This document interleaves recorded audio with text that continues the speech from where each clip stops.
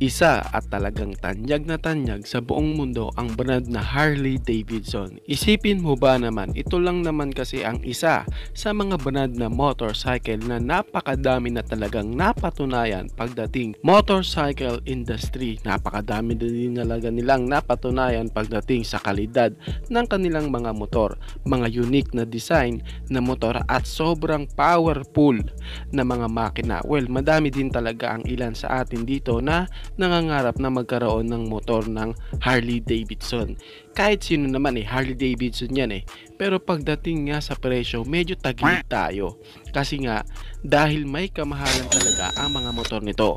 Pero dito nga sa video na to guys is, pag-uusapan natin ang motor na Harley Davidson's Lux na abot kayang presyo. Kaya samahan nyo ako na pag-usapan ang motorcycle na ito. Pero bago yan, baka pwede naman na pa-subscribe ng aking YouTube channel.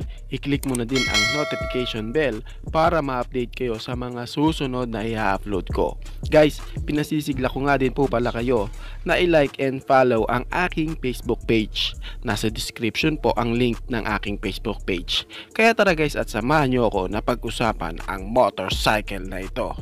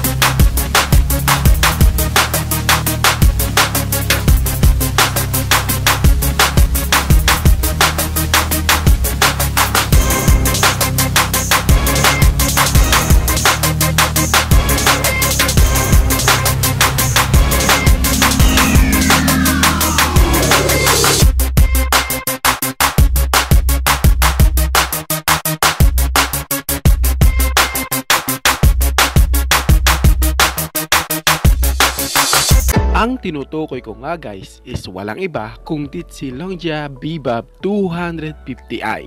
Well, ito kasi guys is makikitaan ng body posture at tindigan katulad ng mga Harley Davidson na bike. Kaya talagang kapag nasakyan dito is feel mo talaga na naka Harley Davidson ka. At meron din talaga siyang magandang sounds sa kanyang engine kasi ito nga yung kanyang sound check guys, pakinggan nyo.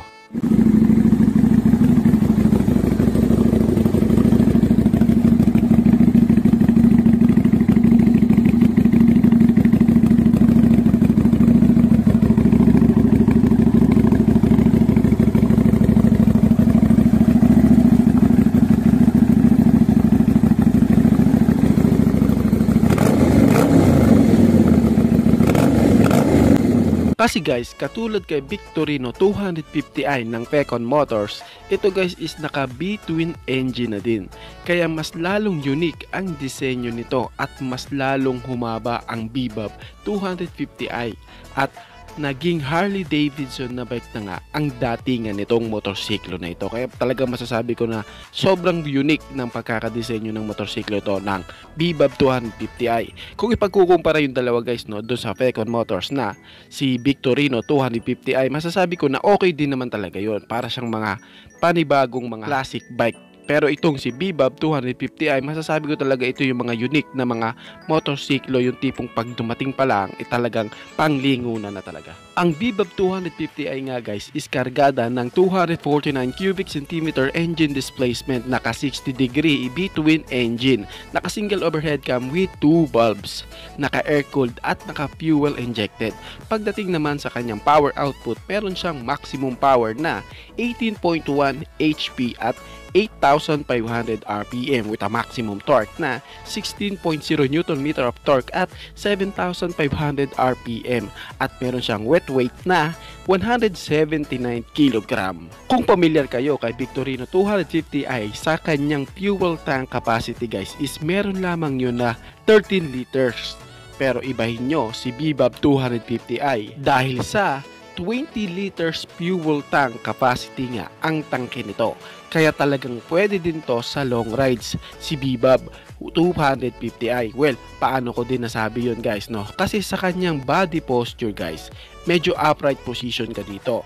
Tapos mas mababa pa ang upuan ng rider kaya lalong relax. Tapos hindi nakatupi ang tuhod mo dito. Yung tipong para ka lang talagang naka Harley Davidson na bike. Kaya di gaanong makakaramdam ng pagod. Naka semi-digital and analog ang kanyang panel gauge at may taas nga na 715mm ang kanyang seat height. Nakakalungkot lang guys kasi 5-speed pa din ang kanyang transmission. Mas okay sana kung ginawa nilang 6-speed gearbox to. Katulad sa Rossi Classic 250.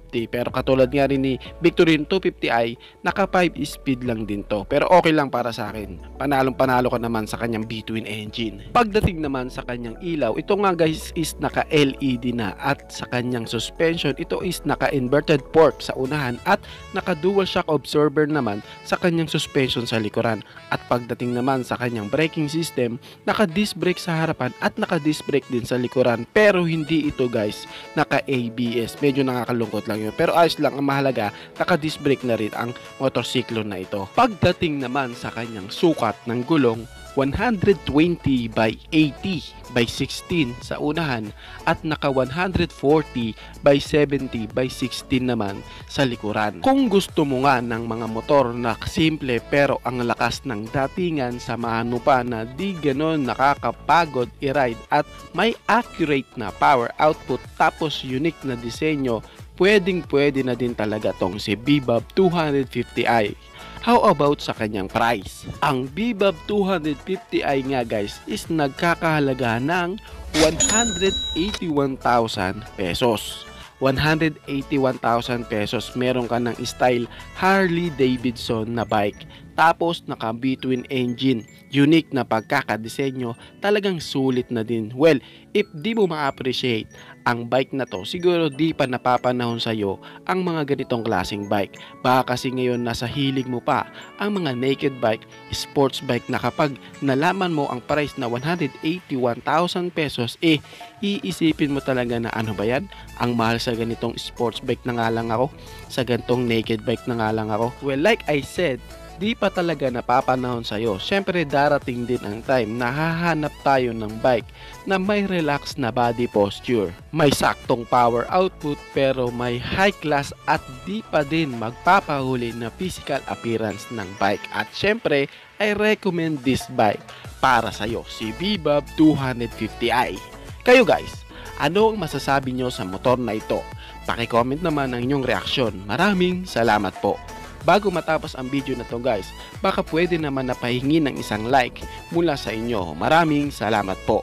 Sa tingin ko guys is dito ko na lamang po tatapusin ang ating vlog. I hope na nag-enjoy kayo sa aking hinandang video para sa inyo. Pinasisigla ko din kayo guys na i-subscribe ang aking YouTube channel.